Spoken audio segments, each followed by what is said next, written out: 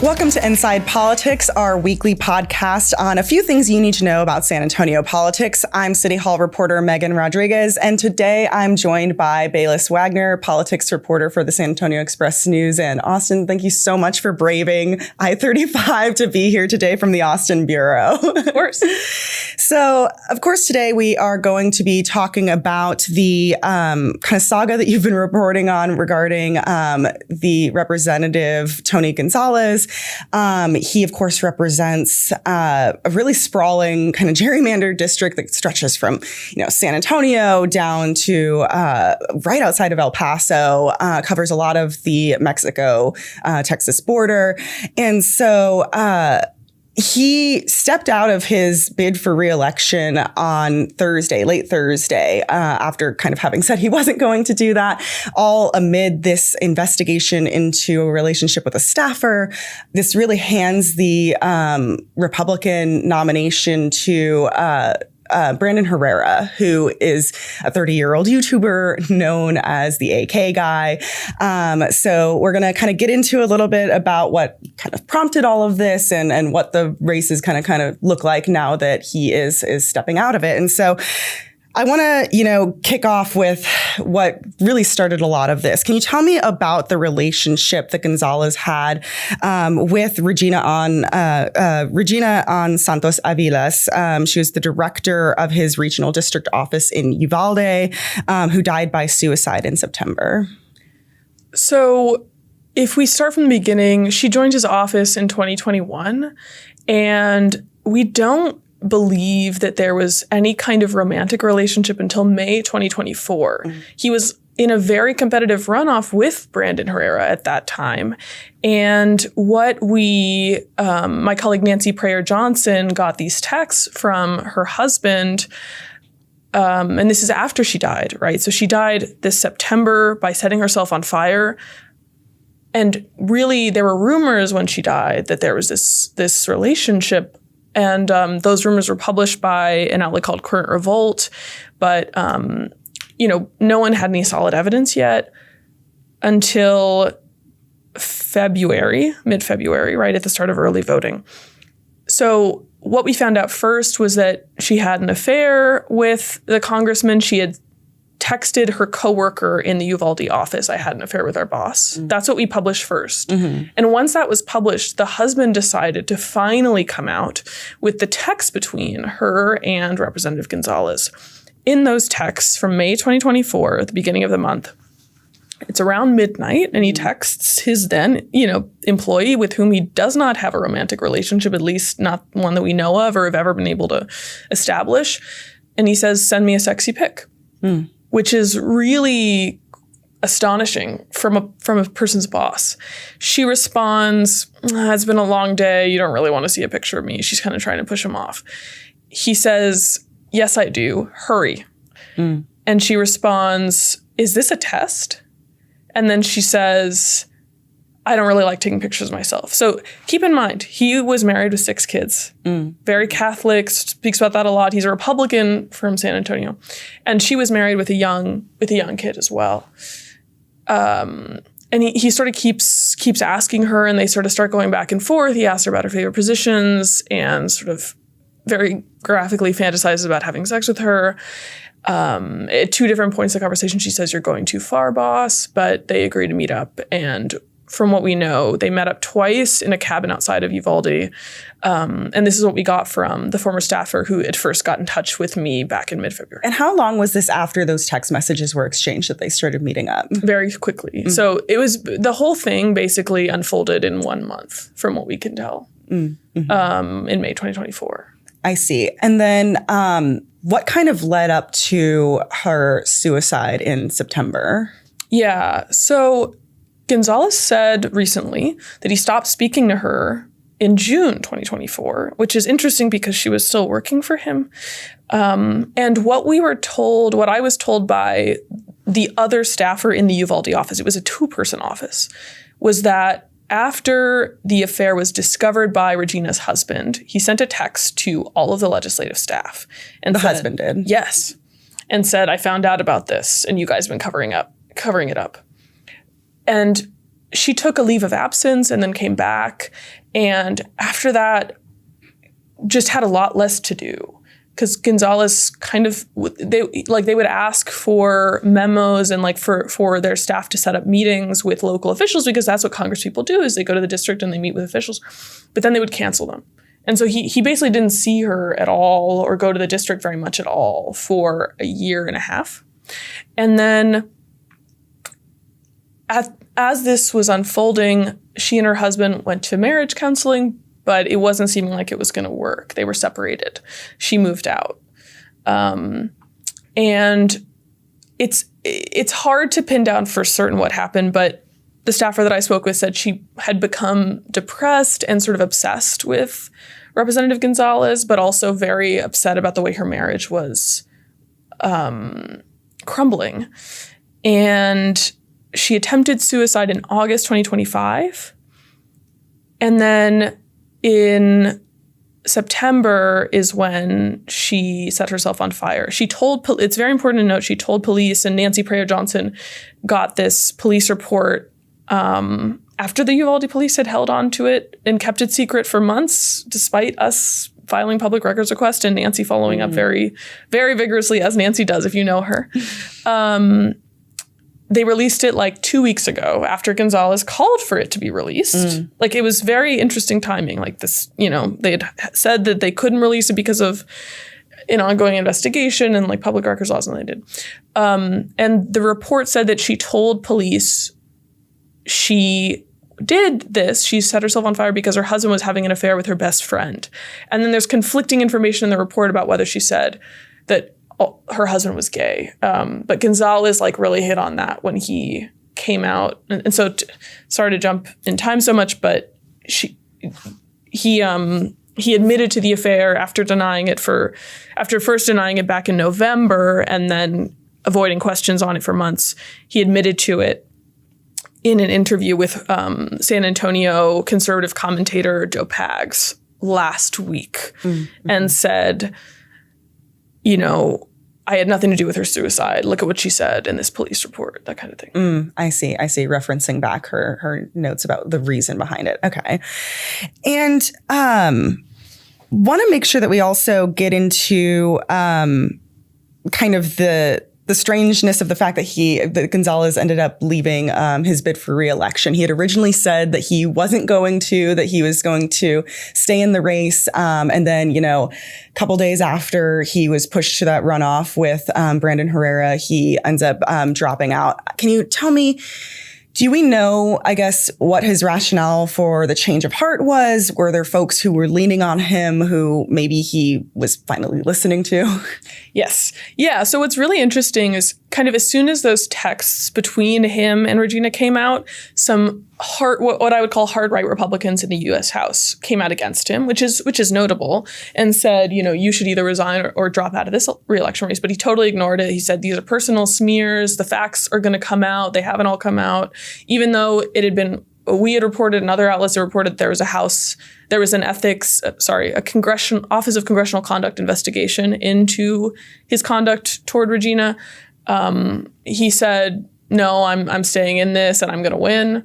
He had an endorsement from President Donald Trump, which is kind of like a talisman in a Republican primary generally, though it didn't protect him from heading to a runoff. Then what happened was he admitted to the affair in this video with Joe Pags.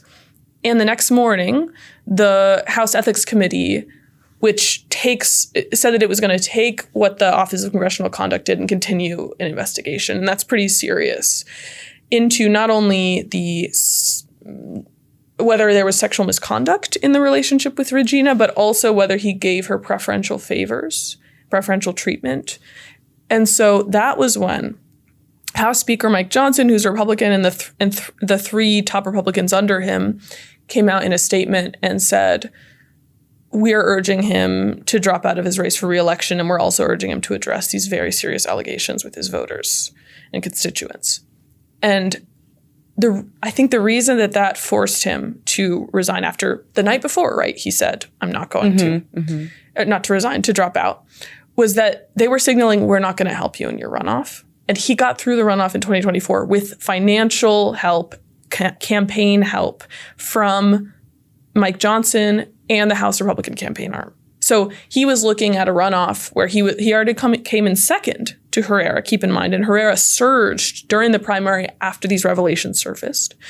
And he was looking at being on his own. And that was going to be tough. I see. Like it could have been a pretty significant loss, it sounds like. Yeah. I think he calculated this isn't going to work. I think if he thought he had a solid chance of winning, I don't know that he would have dropped out. But it's also just such a difficult, it's a tough sell to say, well, the House Speaker wants me out, but I'm still running. Yeah, absolutely. And kind of getting into some of what you were mentioning there, of course, the bipartisan House Ethics Committee announced that it was investigating Gonzalez and wanting to look into, like you were saying, whether or not he was having inappropriate sexual relationships with his subordinates. That's against, of course, the rules here. Can you tell me, because these inquiries, they can take months, and the findings of which really don't have to be released for, I believe it's like a year or so afterwards. So since he's leaving and is going to be somebody else's seat, will that investigation be abandoned if it's not completed by the time Gonzalez is out? And also, will those findings ever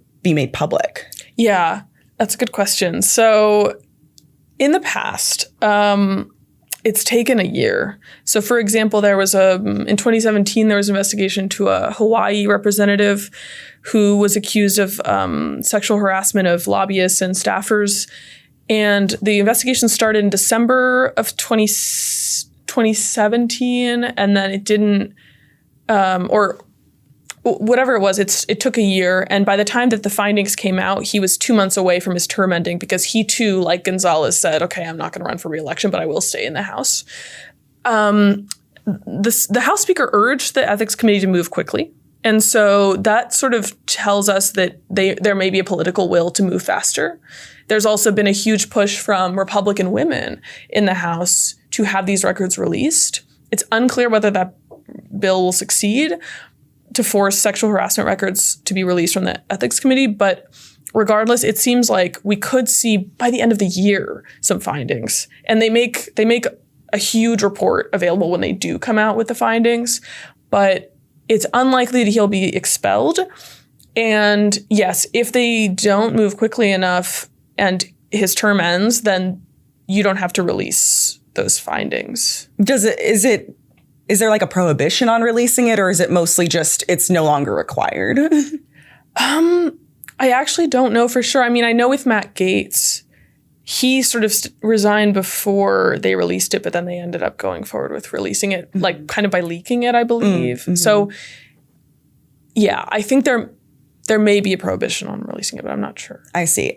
So, but there is potentially still the possibility of seeing it, even if, and when you talked about how there's a push to release, and also that there's this push for it to move along a bit faster, I guess, how much faster? Is anybody giving deadlines or saying like when they want to see it? No. They're just saying they urge it to go faster. So, I mean, it could be a political, like, we want to look like we're trying to address something that seems very serious. I see. That makes sense. And I guess with these investigations, do they usually, I guess, take that long, or is there like a backlog or anything? I guess I just don't really fully understand, I guess, what goes into these, like what the reason is for the lengthy timeline here. I think, I mean, there are concurrent investigations that they're doing, but it's just kind of the nature of they have to interview people. It's on top of the other legislative work that these Congress members are doing. They have recesses like every 2 weeks in Congress. And they come up with hundreds of pages of findings. I couldn't tell you why it takes years, and I think that's what Republicans like Nancy Mace and Anna Paulina Luna have expressed a lot of frustration with, is that a lot of these investigations take, I mean, some of them take like multiple years. There was an investigation into AOC's, like, the fact that she had potentially not paid the fair market rate for a dress that she wore at the Met that said tax the rich. That took 3 years. 3 years. So I don't exactly know why, but I know I kind of wonder if it might change a little bit with all the in the wake of the Epstein files and just all the public pressure around it. Yeah, of wanting to get information out, having more transparency. Can you tell me a little bit, and we've touched on this a bit about this kind of push for Gonzalez to leave, this lack of support, but as far as the primary that we saw just last week, right before he dropped out of his bid for reelection, can you tell me a little bit about where he was seeing support among voters and maybe where he was lacking it as well? He did okay in San Antonio. He came kind of neck and neck with Herrera in San Antonio. One thing that I think was really interesting was that in Uvalde, where this all unfolded, he was overwhelmingly beat by Herrera. So it was like 36% for him to like maybe 60% for Herrera, something like that. But keep in mind also these primaries are very low participation.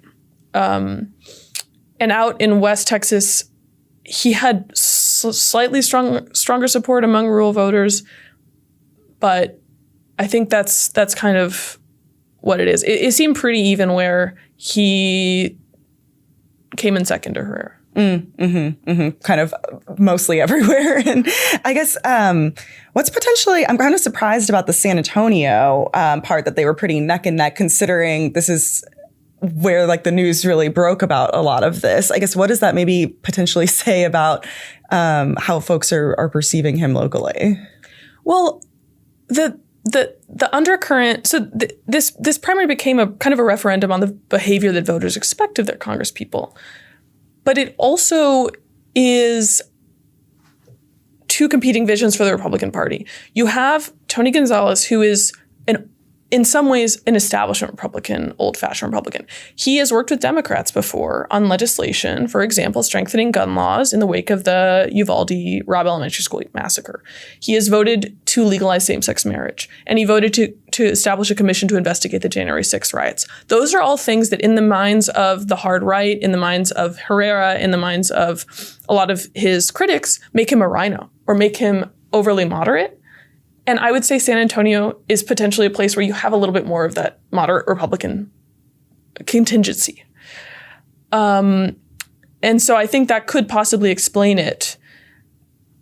I also think that, I think that's sort of the big dynamic here. And that's why it's very interesting. That's why Gonzalez's support was already slipping in 2024, was that he was attacked over those votes.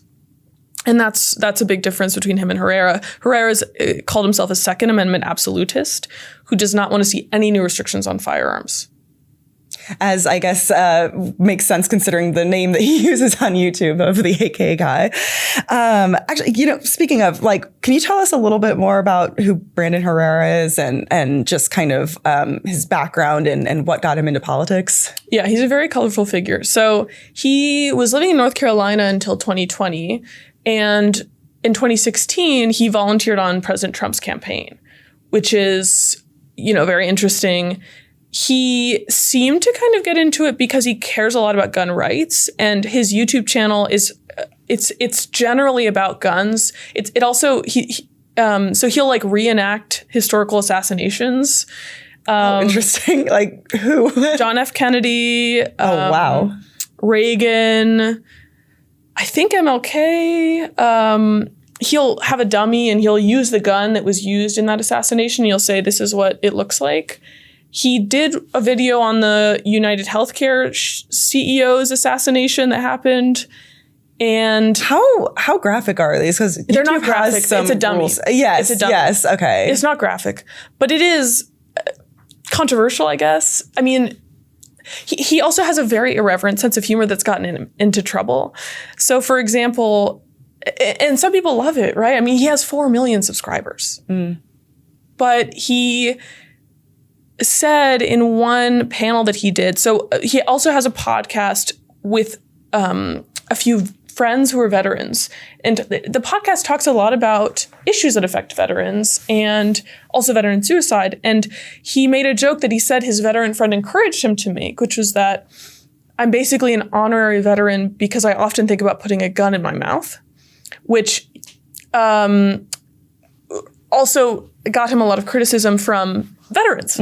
So, he's, soon after he became the GOP nominee in this particular race this year, Dems started rolling out their Oppo research online, and they didn't have to look very far. It seems they came up with a video in which he kind of bragged about having the 1939 English edition of Mein Kampf. That edition is annotated with, all the reasons why Mein Kampf was wrong and bad and all this stuff, but for some people, it's including some members of the Jewish community, it seemed like, this is a concerning thing for someone to be bragging about.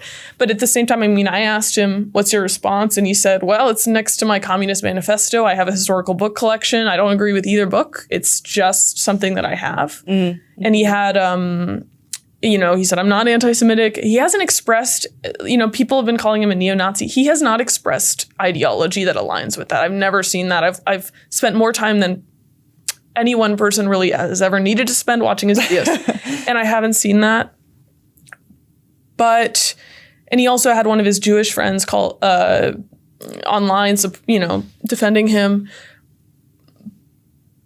But he's also expressed opposition to Israel aid and generally foreign aid. And then so the sort of pro-Israel crowd they don't love him right now at this current moment.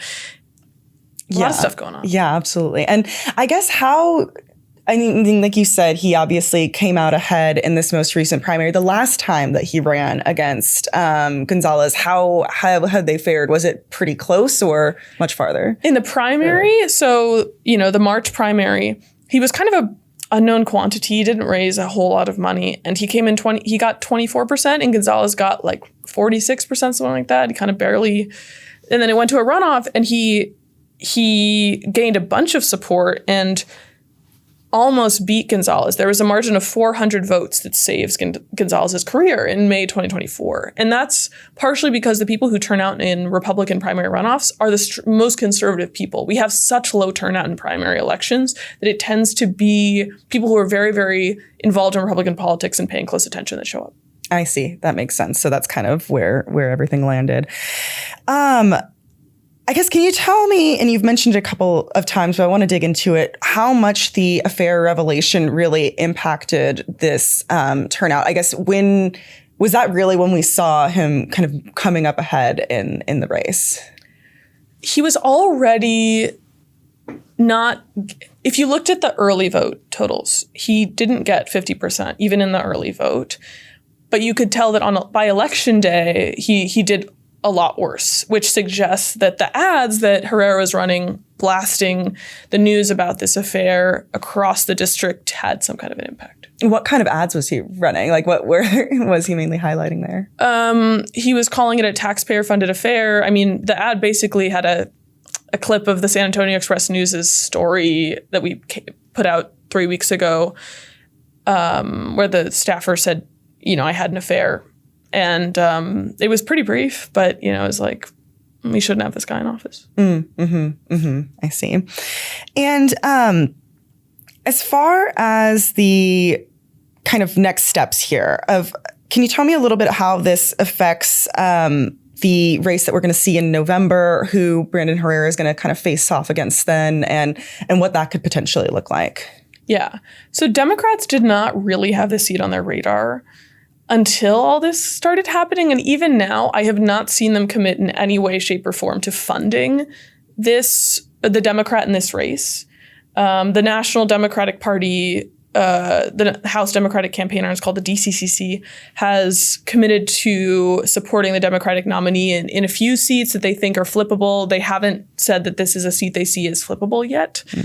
But they also have talked a lot about it. And there's another a Democratic PAC that has been very vocal about it. The district went 15 points in Trump's direction in 2024, which is a pretty big margin. And in a normal year, it's considered an R+7. So it's not beyond the realm of imagination that it could flip, but it'll have to take some real coordination and probably some real money from Democrats to even have a chance. The Democratic nominee, she did very well in the primary. Her name is Katie Padilla Stout. She is a lawyer and former public school teacher who has focused her campaign on education, healthcare, and affordability. And kind of going a little bit more into that, what do we know about just generally how like Republicans versus Democrats could potentially fare? I know you were just saying there that there would need to be quite a bit of money involved. I guess, is there, enthusiasm or desire to pour what's needed into it to kind of flip it? I think we're going to have to wait and see. I think for Democrats, this is a very competitive midterm. And so it is expected to be a sort of anything's possible midterm for Democrats. And I think even Republicans feel like Tony Gonzales himself actually said in November, I think we're going to lose the House majority. So that's something. But if they're going to do, I'm sure they're going to be running the numbers and looking pretty carefully at, would we pour our money into this district in Texas that went 15 points for Trump, or are we going to put it into somewhere in Michigan or Ohio or Pennsylvania that goes back and forth every cycle? I see.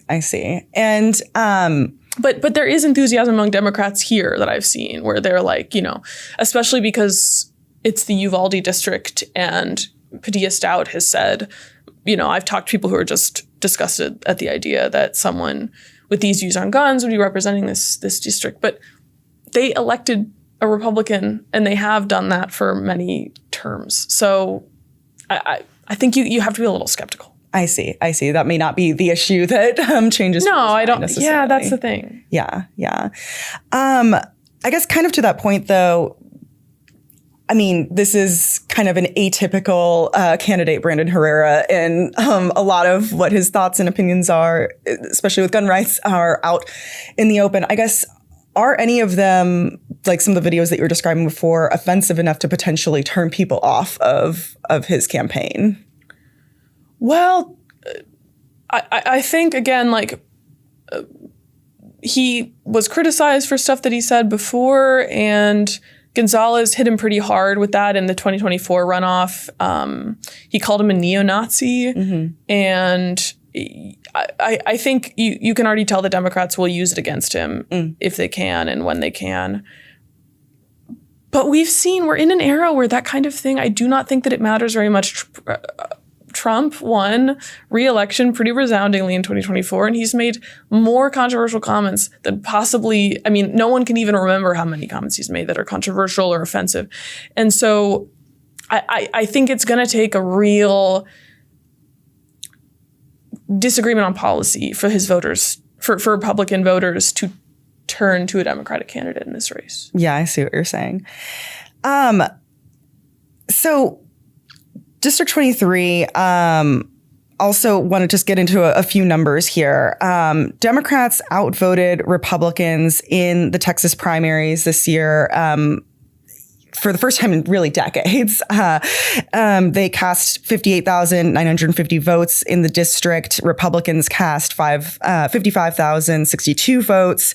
I guess, is this kind of an indication that we could potentially see like record Democratic turnout in November, or is this kind of an anomaly? I think we could absolutely see record Democratic turnout in November, but will it put them over the line, for competitive statewide races or competitive congressional districts?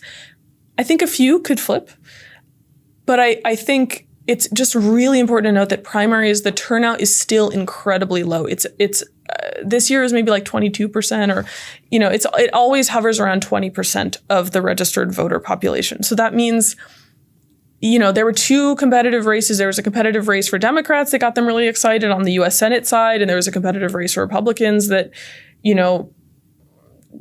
turned some Republicans out. But there are more registered voters in Texas at this current moment that are Republicans. And so, you saw Beto O'Rourke drive a ton of enthusiasm among Democrats in 2018 and still not, he still wasn't able to turn out more overall than Ted Cruz was. So I think Democrats have something to work with for sure, and they have reason to be hopeful. But you cannot say based on that primary turnout that it's for sure going to mean like Democrats will turn out in higher numbers than Republicans. Yeah, I see what you're saying. And just generally, Brandon Herrera's competitor on the Democratic side, I guess, what is her support kind of looking like? I guess who could we expect to see rally behind her the most? I'm sure that, there are groups like, I think, parents who are against gun violence, who are very organized in Texas. I've seen them have rallies at the state capitol. I'm sure they will turn out. I think healthcare is something that is probably going to be important for Democrats in this cycle, and that could drive turnout. In South Texas, you did see a huge amount of primary turnout for Democrats, and so Latino voters that's going to be a real question of, they moved right in the last election. Will they kind of come back? Because South Texas is historically a Democratic stronghold, and you had a lot of people move over to Trump in 2024. So I think that's somewhere where, over by the border, she may, try to shore up her support. That makes sense. And before we close out today, you've been covering this alongside Nancy for weeks now. I guess it's such an atypical case, a lot of moving pieces. What would you say has been kind of the most surprising revelation throughout all of this, or the item that you want folks to really think about moving ahead, like of what to look forward to? I'm just kind of curious, as somebody who's been reporting on it for a while, what stood out to you most? I think one thing was just how easily Gonzalez was able to brush it off in the beginning. He didn't outright say, I did not have a relationship with this woman. But he did say in November to a crowded ballroom full of people, all of the rumors are completely false about Regina Santos Aviles and my relationship with her. When asked about those rumors. I went up to him after the panel and I said, which rumors? And he said all of them. And so it was very easy for him to sort of shake it off. And it just makes you wonder how many of these things are swept under the rug. And it's also just been very interesting to see that it seems like there's no longer much of a path for politicians to survive when these kinds of things happen and come to the surface. And so I think that's very different from where we were even 10 years ago with these kinds of things. That was something that was surprising to me, like how much people were interested in this and cared about it. But at the same time, I think when it comes to November, people are going to vote based on policy. Yeah. Well, thank you so much for joining us today. Really appreciate it. And thank you to our listeners and our viewers of ENside Politics. We appreciate y'all tuning in. Make sure that if you haven't already, that you drop down to the show notes and subscribe to get all of our news directly into your inbox. And I hope y'all have a good rest of your week. We'll see you next week.